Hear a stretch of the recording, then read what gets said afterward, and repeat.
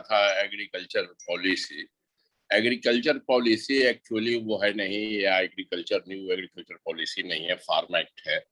और farm act के बारे में अभी चर्चा इसलिए बहुत प्रासंगिक हो गया है कि आप लोगों ने देखा कि देशव्यापी इस पर किसानों का आंदोलन है, बहुत सारे पॉलिटिकल पार्टी हैं कि कोई पक्ष में है, कोई विपक्ष में है।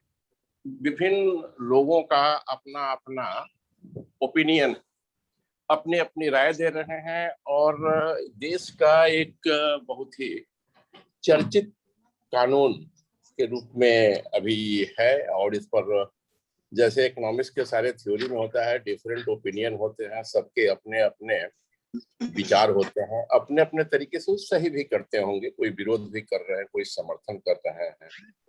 फार्म एक्ट के बारे में कुछ लोगों का कहना है कि ये एक्सटॉर्शन का मेजर है, कैपिटलिस्ट के हाथ में, किसी कोई इसको फार्मर के शोषण के रूप में देख रहा है, कोई एग्रेरियन इकोनॉमी को बर्बाद होता दिख रहा है, कोई एक क्रांतिकारी कदम मानता है। लेकिन क्योंकि हम लोग सभी एक एकेडमिशियन हैं, आप लोग भी कमीशन की तैयारी कर रहे हैं, हम लोगों का अप्रोच होगा कि एक एकेडमिक पॉइंट ऑफ व्यू से हम इन चीजों को देखेंगे।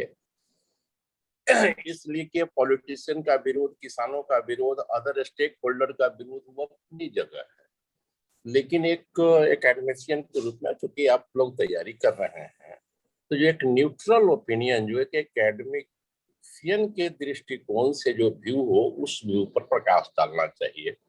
कुछ लोगों का यहाँ तक कहना है कि सेंट्रल गवर्नमेंट को पावर नहीं है, या माने इसके कॉन्स्टिट्यूशनलिटी, संवैधानिकता पर भी प्रश्न उठाए गए हैं। ठीक है, तो हम आज डिस्कस करेंगे 2-3 चरणों में। एक ये होगा कि पहले हम लोग इसके कॉन्स्टिट्यूशनलिटी को देखेंगे कि ये संवैधानिक है या नहीं है, और देखने का हमारा नजरिया होगा from the view point of academician. जो हम लोग पढ़ने लिखने वाले लोग हैं, उनके नजरिए में ये क्या है, कॉन्स्टिट्यूशनल है या अनकॉन्स्टिट्यूशनल है। फिर हम लोग वो तीनों एक्ट को देखेंगे, क्योंकि पूर्व में ये बाद में उसको हम लोग डिस्कस करेंगे, तीनों एक्ट को अलग अलग देखेंगे।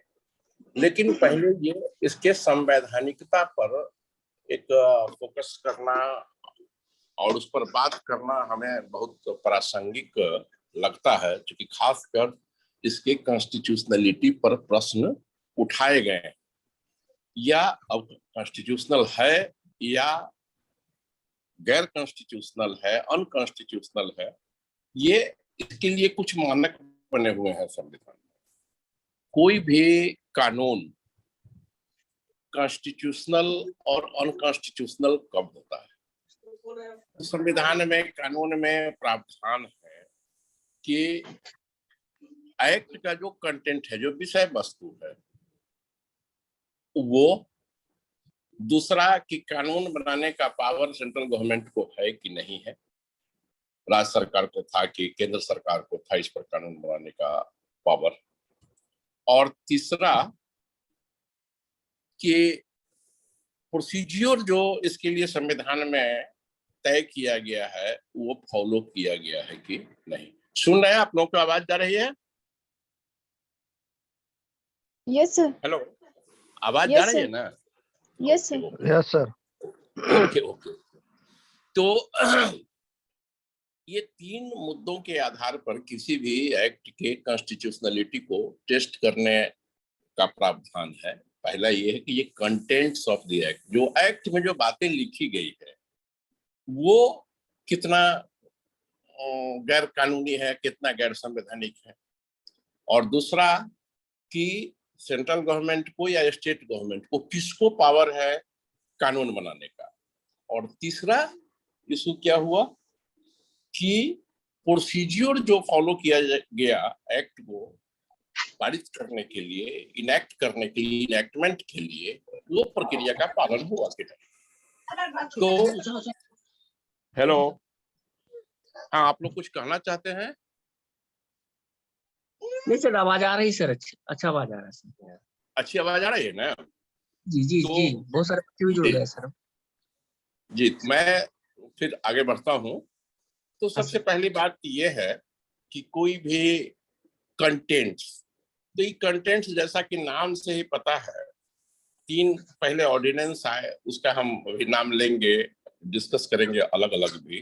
लेकिन ये 3 जो एक्ट है ऑल कंबाइंड टुगेदर एक कॉम्प्रिहेंसिव एग्रीकल्चर रिफॉर्म के रूप में ही आया है। फार्म की जो व्यवस्था है, एग्रेरियन इकोनॉमी की जो व्यवस्था है, उसमें एक आमूलचूल परिवर्तन या उसमें एक सुधार के लिए एक स्टेप फॉरवर्ड किया गया, तीनों एक्ट कंबाइंड मिला के। कौन कौन सा एक्ट है, नाम आप लोग जानते हैं कि नहीं? नहीं तो कहिए, मैं उसको बोलता हूँ।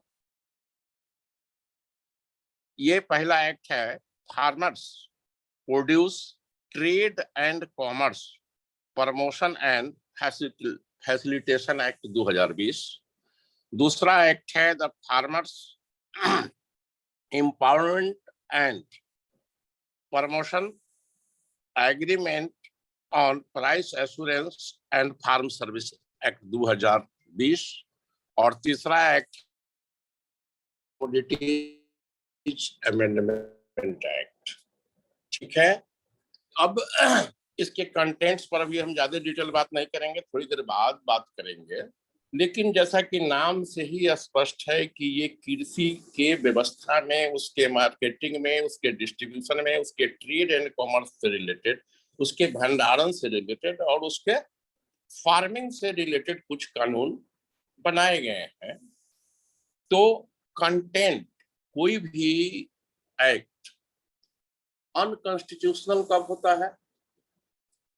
संविधान के आर्टिकल 13 में इस बात का उल्लेख किया गया है कि any law made by the government if it infringes to the provision of fundamental right of the citizen, तो उस सीमा तक, टू दैट एक्सटेंट, ये नल एंड वॉइड हो जाता है। ठीक है, अब आर्टिकल 13 में इस बात का उल्लेख किया गया है कि अगर कोई भी कानून, चाहे वो कोई सरकार बनाए, चाहे वो केंद्र सरकार बनाए, राज्य सरकार बनाए, अगर कॉन्स्टिट्यूशन में जो प्रदत्त है मौलिक अधिकार जो नागरिकों को, अगर उसको कहीं डिस्टर्ब कर रहा है, उसको इन्फ्रिंज कर रहा है, या कहीं से मौलिक अधिकारों का हनन होता हुआ दिखता है, तो इस कानून को गैर कानूनी, अनकॉन्स्टिट्यूशनल डिक्लेयर कर दिया जाएगा, नल एंड वॉइड डिक्लेयर कर दिया जाएगा। दूसरा है कि संविधान के बेसिक स्ट्रक्चर के साथ कोई छेड़छाड़ नहीं हो। कहने का मतलब कि कोई भी कानून जो आता है with in the framework and with in the, मैंने कहा कि संविधान के जो मूल ढांचा है होता है, क्योंकि कॉन्स्टिट्यूशन तो सर्वोपरि। तो अब आप जानते हैं इंडियन कॉन्स्टिट्यूशन का जो स्वरूप है वो एक फेडरल स्ट्रक्चर है। अब अगर कहें इस फेडरलिज्म पर अटैक होता है तो उसको भी अनकॉन्स्टिट्यूशनल मानते हैं। अभी कृषि से जुड़ा हुआ कानून है, इसमें कुछ सुधार की बात की गई है, तो क्या ये फंडामेंटल राइट को किसी रूप में इन्फ्रिंज करेगा? नहीं करेगा। फंडामेंटल राइट हम आप सब जानते हैं, समता का अधिकार, जीवन का अधिकार, अभिव्यक्ति के आजादी का अधिकार, ये तमाम चीजें हैं जो किसी भी रूप में ये फार्म एक्ट से जुड़ा हुआ नहीं है। तो इसलिए हम इसको फंडामेंटल राइट को इन्फ्रिंज करता हुआ हम लोग नहीं देखेंगे, और इसलिए इस टेस्ट पर जो कंटेंट्स और न ही ये फेडरल सेटअप को कहीं डिस्टर्ब कर रहा है। थोड़ा बहुत डिस्टर्बेंस हुआ है तो उसको अपने, जब हम एक्ट डिस्कस करेंगे तो उस पर हम विस्तृत चर्चा करेंगे, लेकिन किसी भी रूप में ये अनकॉन्स्टिट्यूशनल नहीं है कंटेंट्स के आधार पर, क्योंकि यह न फंडामेंटल राइट को इन्फ्रिंज कर रहा है, न कॉन्स्टिट्यूशन के बेसिक स्ट्रक्चर को डिस्टेबलाइज कर रहा है। ये कंटेंट्स की बात हो गई। दूसरा कि लेजिटिमेसी, कि किसको ये पावर था। केंद्र सरकार को, कुछ लोगों का कहना है कि केंद्र सरकार को पावर ही नहीं था ये कानून लाने का। कुछ लोग कहते हैं कि राज्य का विषय है। तो क्यों नहीं हम लोग जो संवैधानिक प्रावधान है उस पर एक फोकस करें। हम सभी जानते हैं, आपको भी पता होगा कि आर्टिकल 246 ऑफ द कॉन्स्टिट्यूशन के साथ जो उसके आधार पर राज्य और केंद्र के बीच किस विषय पर कौन कानून बनाएगा, किसका क्या पावर है, सेंटर का क्या पावर है, स्टेट का क्या पावर है, इसकी विस्तृत चर्चा कॉन्स्टिट्यूशन के आर्टिकल 46 में की गई है। और इसमें 3 लिस्ट का जिक्र किया गया है। आप लोग भी जान रहे हैं कि एक सेंट्रल लिस्ट है, एक स्टेट लिस्ट है, एक कनकरेंट लिस्ट है। 7th शेड्यूल में जो स्टेट लिस्ट है उसके एंट्री नंबर 14 में एग्रीकल्चर शब्द का उल्लेख किया गया है। ये अभी हम बोल रहे हैं, बाद में आप लोग अपने उसको एक्ट से, गूगल से या अन्य तथ्यों से वेरीफाई देख लेंगे। अभी तो मैं बोल रहा हूँ हम अपने मेमोरी के आधार पर कि एंट्री नंबर 14 में स्टेट लिस्ट में किस चीज का उल्लेख है, एग्रीकल्चर का। तो एग्रीकल्चर से प्राइमा फेसी प्रथम द्रष्टव्य ऐसा प्रतीत होता है कि इस पर ये कानून बनाने का पावर किसको है, स्टेट को है। लेकिन उसके साथ ही कंकरेंट लिस्ट भी, कंकरेंट लिस्ट में वो लिस्ट है जिस पर केंद्र सरकार भी कानून बना सकती है, राज्य सरकार भी बना सकती है।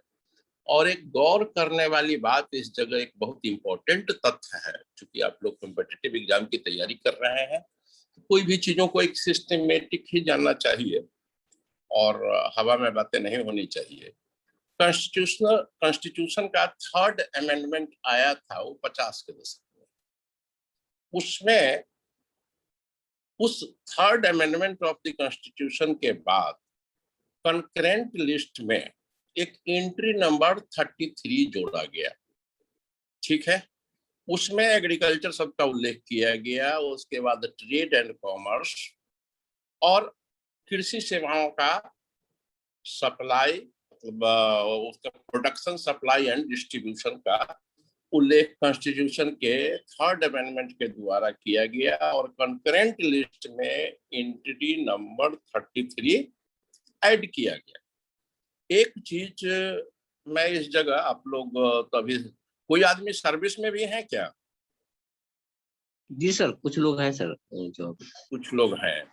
किस किस सर्विस में है? अच्छा, कुछ सर जी, कुछ लोग टीचर हैं, कुछ स्टूडेंट्स ओके वगैरह जो ओके ओके ओके ओके। क्योंकि आप लोग कॉम्पिटिटिव की तैयारी कर रहे हैं तो हमको लगता है कि थोड़ा सा ज्यादा क्लैरिफाई करना चाहिए। क्लैरिफिकेशन ये है कि जो उस एंट्री नंबर 3 में लिखा हुआ है, not with standing anything content.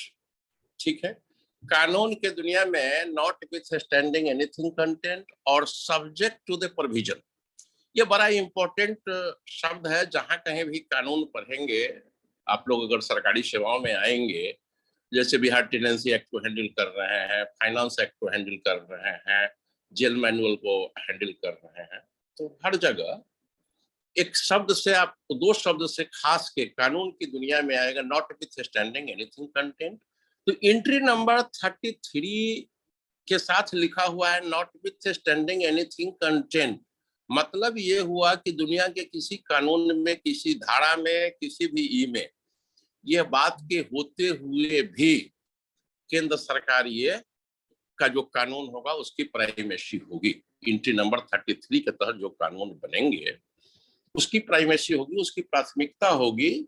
ठीक है, और जहां स्टेट लिस्ट में मैंने कहा कि एंट्री नंबर 14, उसमें लिखा हुआ है कि subject to the provision contained in entry number 33 of the concurrent list. ठीक है, अच्छा मैं कभी कभी एक आध लाइन अंग्रेजी बोलता हूँ, आप लोगों को कोई दिक्कत नहीं ना? कोई दिक्कत नहीं सर, बोल सकते। हाँ, मैंने थोड़ा कुछ वो टर्मिनोलॉजी के कारण अंग्रेजी बोलना पड़ता है। जी जी। तो तो कहने का, और एक है स्टेट लिस्ट का एंट्री नंबर 26 और 27। 26 और 27 में है कि trade and commerce with in the state, ठीक है। और 27 में है कि उसका प्रोडक्शन, डिस्ट्रीब्यूशन एंड सप्लाई। और इस सब के साथ लगा हुआ है subject to the provision content in entry number 33 of concurrent list. कहने का मतलब मेरे इतने डिस्कशन का सार ये है कि कंकरेंट लिस्ट में जो एंट्री नंबर 33 है वो किसी कानून के होते हुए भी वो प्रिवेल करेगा। कहने का मतलब कि उसकी प्राइमेसी होगी, वो प्राथमिकता उसको दी जाएगी। और चूंकि स्टेट लिस्ट में लिखा हुआ है कि सब्जेक्ट टू द प्रोविजन, मतलब उस प्रावधान के अधीन रहते हुए, मतलब स्टेट का पावर जो वहां है वो क्या है, limited by entry number 33 of the concurrent list है। ठीक है, एम आई क्लियर? तो अब ये कानून केंद्र सरकार ने लाया। ऐसे भी एक चीज आप लोग कॉन्स्टिट्यूशन पढ़ते हैं, एक चीज और भी जानते होंगे, अगर कंकरेंट लिस्ट में चूंकि स्टेट को भी पावर है, सेंटर को भी पावर है, और अगर दोनों के कानून में किसी तरह का अगर कंट्रोवर्सी होता है तो सेंट्रल लॉ विल प्रिवेल। ये एक नाम सुने होंगे, डॉक्ट्रिन ऑफ फेडरल सुपरमेसी।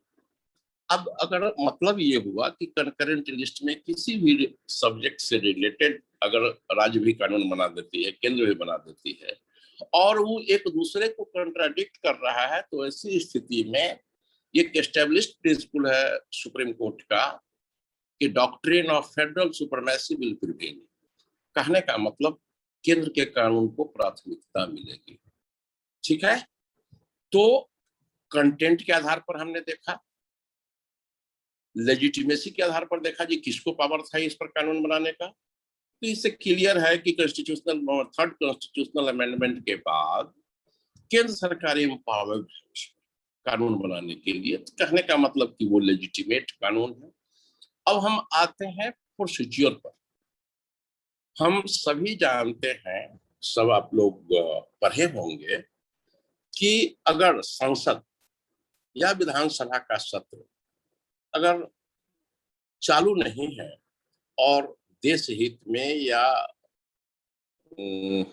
किसी विशेष परिस्थिति में सरकार अगर ये समझे तो कॉन्स्टिट्यूशन के आर्टिकल 123 सेंट्रल गवर्नमेंट को एम्पावर करता है कि अगर कोई अभी संसद अगर चलन में नहीं है, चालू नहीं है, तो ऑर्डिनेंस लाने का पावर भारत सरकार को है। यही पावर आर्टिकल 213 के तहत स्टेट गवर्नमेंट को है कि ऑर्डिनेंस ला सकती है।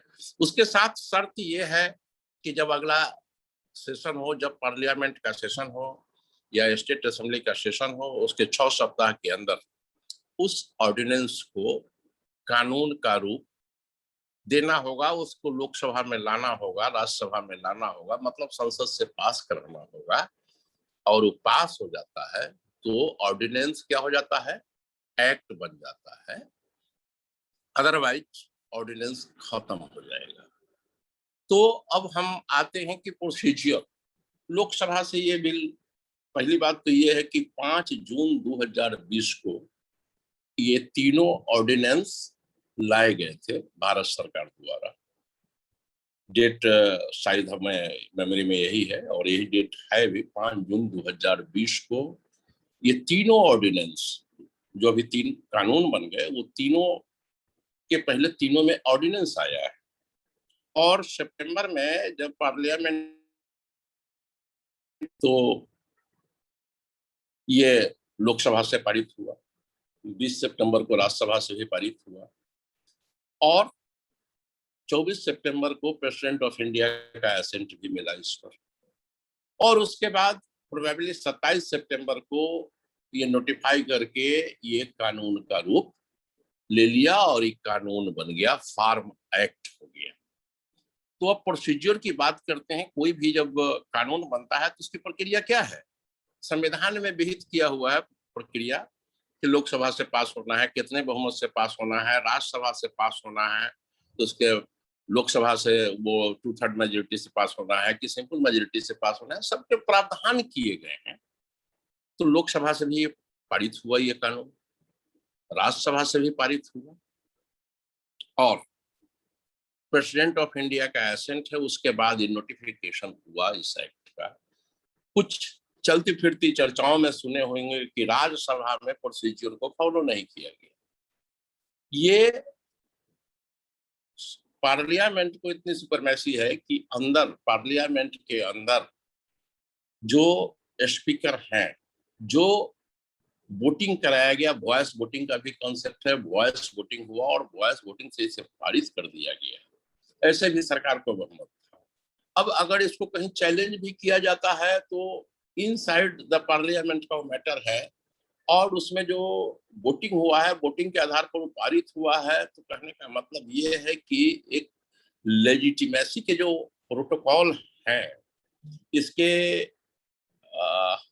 क्या कहें, विधि सम्मत लेजिटिमेसी, विधि सम्मत होने के लिए जो इसका क्राइटेरिया है, वो क्राइटेरिया पर ये एक्ट खरा उतरता है। तो अब हम एक लाइन में ये कह सकते हैं कि farm act with respect to contained in the act, जो एक्ट में विषय वस्तु है, ना तो फंडामेंटल राइट को इन्फ्रिंज कर रहा है, ना कॉन्स्टिट्यूशन के फेडरल स्ट्रक्चर को डिस्टर्ब कर रहा है, न ही इलेजिटिमेट इस मामले में है कि भारत सरकार को पावर था, केंद्र सरकार को पावर है इस पर कानून बनाने का, तो इसलिए वो एक सक्षम प्राधिकार है भारत सरकार को कानून बनाने का, तो लेजिटिमेट है।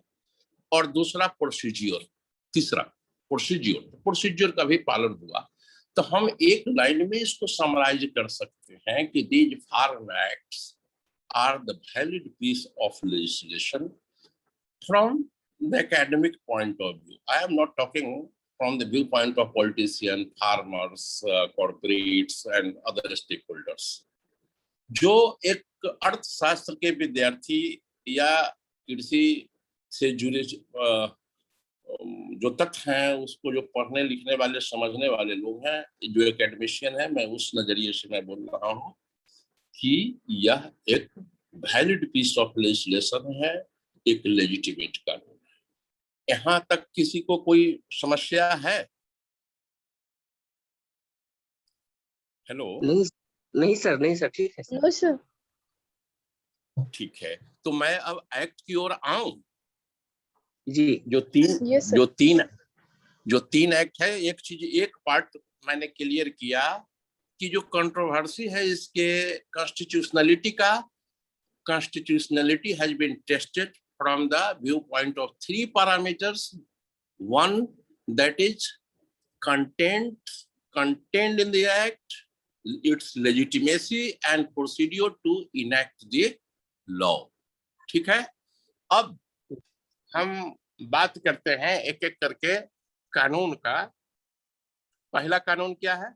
Farmers produce trade and commerce under bracket promotion and facilitation act 2020। तो सबसे पहले मैं एक्ट के बारे में एक जनरल बात करना चाहता हूं कि कोई भी एक्ट हर पर लागू होता है, हर एक्ट पर लागू होता है, और आप लोग सर्विस में भी आएंगे, मेरी शुभकामना है, कमीशन पास करेंगे, तो जिस किसी विभाग में जाएंगे वहां कोई ना कोई आपको एक्ट हैंडल करना होता है, इसलिए कि विभाग चलता है एक्ट से।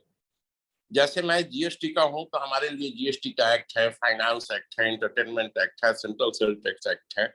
उसी तरह अगर कोई सामान्य प्रशासन में है तो उसके लिए आईपीसी है, सीआरपीसी है या टेनेंसी एक्ट है। तो एक्ट के बारे में मैं थोड़ा सा एक प्रकाश डालना चाहता हूँ, जो आपके आने वाले जीवन में भी काम आएंगे, चाहे अभी भी तैयारी के दृष्टिकोण से जहां कहीं भी एक्ट को अगर आप पढ़ते हैं, बेयर एक्ट को, जनरली आम तौर पर उसका सेक्शन 1 जो होता है वो एक्ट का नाम होता है, और उसकी इफेक्टिबिलिटी होती है जिसकी कहाँ तक इफेक्टिव होगा। जैसे भारत सरकार का कोई एक्ट होगा तो वो कहाँ तक इफेक्टिव होगा, it will be confined to the boundary of the nation. ठीक है, भारत सरकार का चूंकि जुरिडिक्शन संपूर्ण भारत में है, तो पहला जो सेक्शन होता है किसी भी एक्ट का, जैसे मैंने अभी फार्म एक्ट की बात की, तो इसका पहला सेक्शन जो है वो है इसका नाम और इसका विस्तार, कि इसका नाम क्या होगा और इसका कहाँ तक प्रभावी होगा, विस्तार कहाँ होगा। उसी तरह से इन सिमिलर फैशन अगर बिहार सरकार कोई कानून बनाती है तो कहाँ तक इफेक्टिव होगा, it will be confined to the boundary of state. ठीक है, उसमें उसका नाम और यही जनरली सेक्शन 1 जो होता है किसी भी एक्ट का, उसका नाम होता है और उसका विस्तार होता है।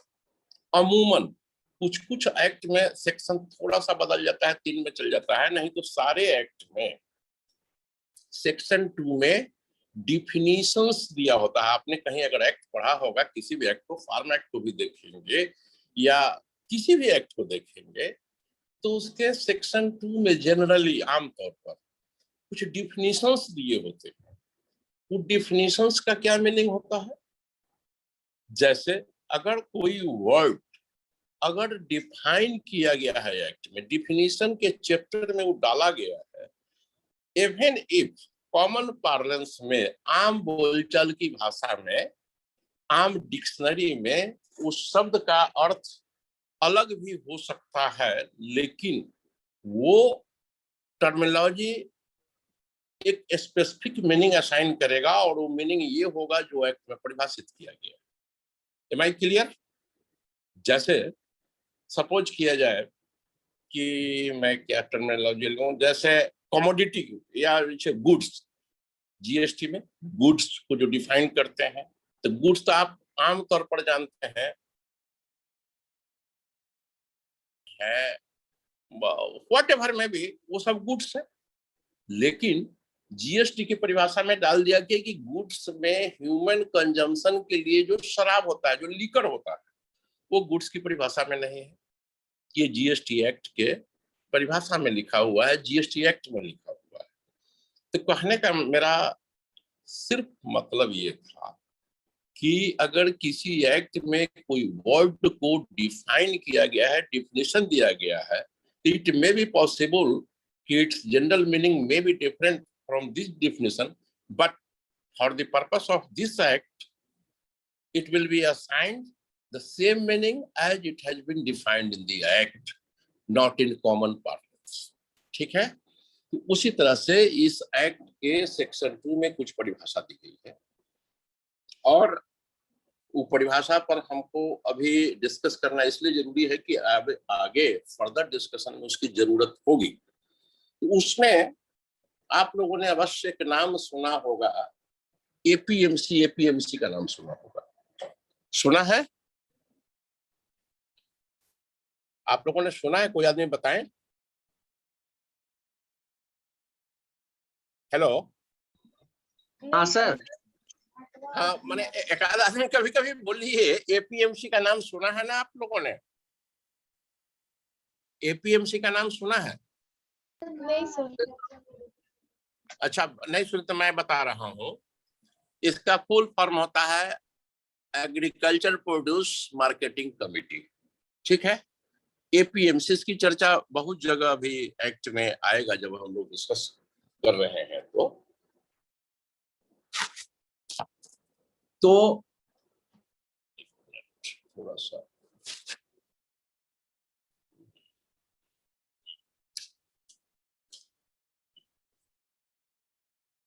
हाँ, तो एपीएमसी क्या है? Agriculture produce marketing committee. ठीक है, ये जितने भी स्टेट के जो लॉज हैं, स्टेट के जो कानून है, स्टेट के कानून के तहत आज के पूर्व ये व्यवस्था थी, स्टेट लॉ के अधीन एपीएमसी कमेटी बनाया गया, जो जनरली जिला स्तर पर होता था हर राज्यों में, और या तो अनुमंडल स्तर पर होता था। वो डिपेंड करता था कि बाजार की कैपेसिटी क्या है।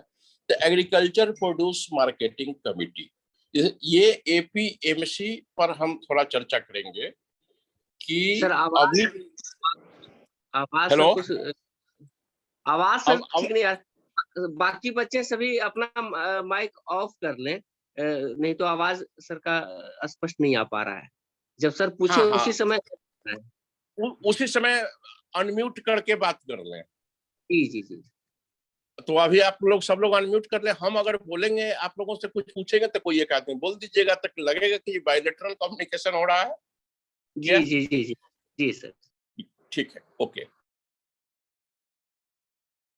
थे एग्रीकल्चर प्रोड्यूस मार्केटिंग कमेटी। तो ये जो एपीएमसी का गठन हुआ था, ये स्टेट लॉ के तहत था और लगभग सारे राज्यों में कृषि के विपणन, उसके मार्केटिंग से के लिए एक एपीएमसी का गठन हर राज्यों में हुआ था, और जो सामान्य तौर पर ही डिस्ट्रिक्ट लेवल पर हुआ करता था। और कुछ कुछ जगहों पर अगर बाजार का साइज बड़ा है तो ऐसे परिस्थितियों में वो अनुमंडल स्तर पर भी था। तो पहले का प्रावधान ये था कि कोई भी किसान अपने फार्म प्रोड्यूस को वो अलग कहीं नहीं बेच सकता है। कहाँ बेचेगा?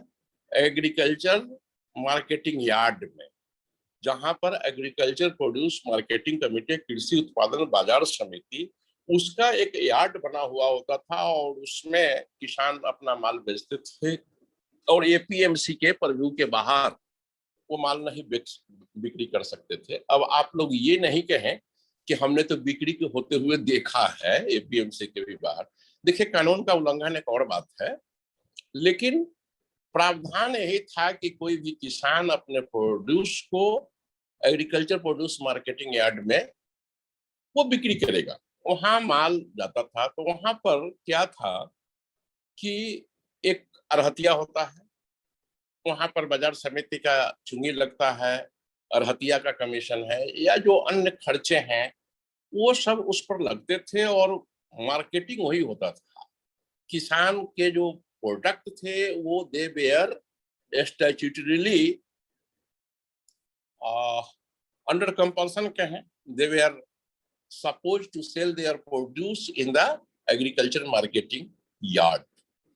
और ये विपणन की ये व्यवस्था इसलिए शुरू की गई थी कि किसानों को अपने प्रोडक्ट को बेचने के लिए एक ऑर्गेनाइज्ड मार्केट नहीं था। तो इसके चलते कृषि उत्पादन बाजार समिति का गठन डिफरेंट स्टेट के अपने रेस्पेक्टिव लॉ के ढांचे में हुआ।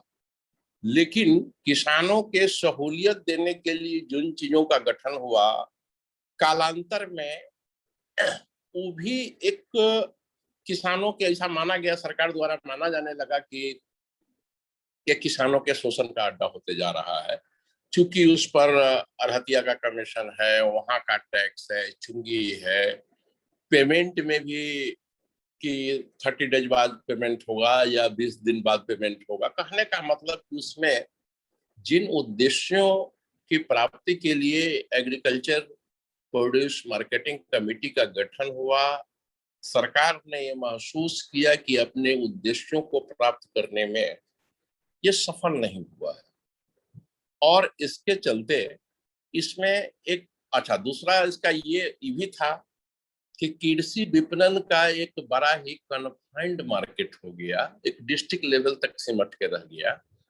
अनुमंडल लेवल तक सिमट